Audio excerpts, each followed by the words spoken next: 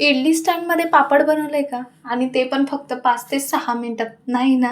तर आज मी थोडीशी वेगळी आणि नवीन ट्रिकमध्ये हे पापड दाखवते आणि फक्त 2 साहित्यात झटपट अशी रेसिपी, कमी साहित्यात जास्त टेस्ट आहे.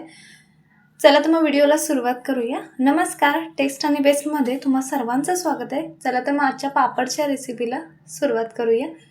तर सर्वात आधी मी इथं 3 वाटी साबुदाणा घेतला आहे, म्हणजे पाऊण किलो साबुदाणा घ्यायचा आहे. जे रेग्युलर तुम्ही साबुदाणा करण्यासाठी म्हणजे खिचडी करण्यासाठी घेतात त्याच साबुदाण्याचा वापर केलेला आहे. तर हा साबुदाणा स्वच्छ धुवून घ्यायचा आहे एक 2 ते 3 पाण्याने आणि त्याच्यानंतर 2 कप पाणी ओतायचं आहे आणि 7 ते 8 तास भिजायला ठेवायचं आहे. थोडंसं टायमिंग कमी जास्त होऊ शकतो. तर 7 ते 8 तास म्हणजे रात्रभर भिजायला ठेवलं तर साबुदाणा चांगल्या प्रकारे भिजला गेला आहे. त्याच्यामध्ये चवीनुसार म्हणजे 1.5 चमचा मिठाचा वापर करायचा आहे. सर्व मिक्स करून घ्यायचं आहे. अगदी कमी साहित्य लागतं, फक्त मीठ आणि साबुदाणा. तर थोडंसं भांडं कमी पडत होतं म्हणून मी कढईमध्ये ओतून घेतली. तर हे मीठ जे आहे ते सर्व मिक्स करायचं आहे. वरून फक्त 2 चमचे पाणी वापरते कारण साबुदाणा थोडासा कोरडा वाटतो आहे म्हणून. तर 2 चमचे पाणी ॲड करूया आणि आता साबुदाणा साईडला ठेवूया. इडलीचं भांडं घेतलं आहे, त्याच्यामध्ये साधारणतः 2 ग्लास पाणी ॲड करायचं आहे. इथपर्यंत मी पाणी ॲड करते, बघू शकता. गॅस बारीकवरती करून पाणी उकळायला ठेवून टाकूया.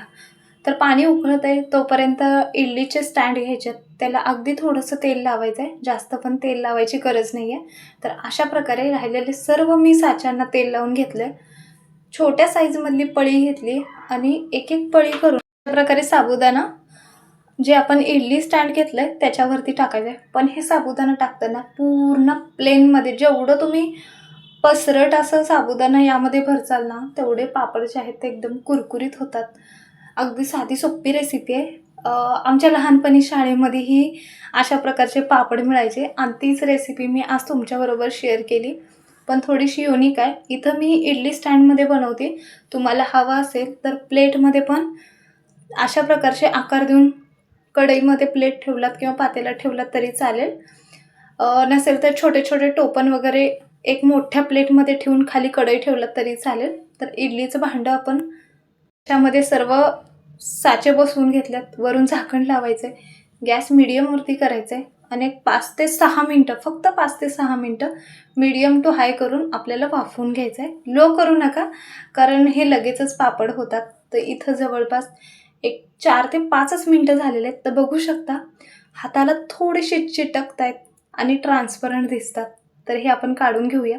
तर ट्रान्सपरंट कसे दिसतात ते तुम्हाला दाखवते. बघू शकता पूर्णपणे काचेसारखा ह्याचा कलर येतो. थोडेसे कोमट होऊ द्यायचे, पण कोमट झाल्यावरतीच काढायचे. चमच्याच्या साह्याने थोडेसे लूज करून घेऊया आणि अशा प्रकारे हे पापड काढायचे. जेवढं प्रमाण दाखवलं तेवढ्या प्रमाणामध्ये माझे पाऊण किलोमध्ये 60 पापड तयार झालेले आहेत. व्हिडिओ जर आवडला तर नक्की चॅनलला सबस्क्राईब करा, लाईक करा आणि शेअर पण करा. कमेंट बॉक्समध्ये पण नक्की सांगा. साहित्य पण डिस्क्रिप्शन बॉक्समध्ये देते. तर अशा प्रकारे मी राहिलेले सर्व पापड एक दिवस बाल्कनीमध्ये आणि एक दिवस फॅनखाली वाळवून घेतलेत. उन्हामध्ये वाळवत असाल तर एका दिवसात वाळतात, पण बाल्कनी असल्यामुळे मी बाल्कनीमध्येच वाळवून घेतले. तर अशा प्रकारे एकदम कडक असे पापड तयार झालेत.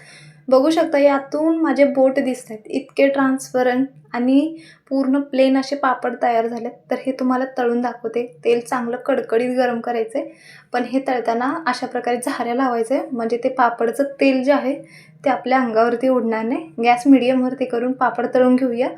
तर हे पापड काढून दाखवते.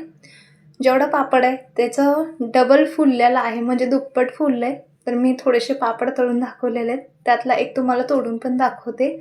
बरेचसे असे वाळवणीतले रेसिपी अपलोड केलेत, ते पण एकदा नक्की चेक करा. व्हिडिओ पाहिल्याबद्दल धन्यवाद.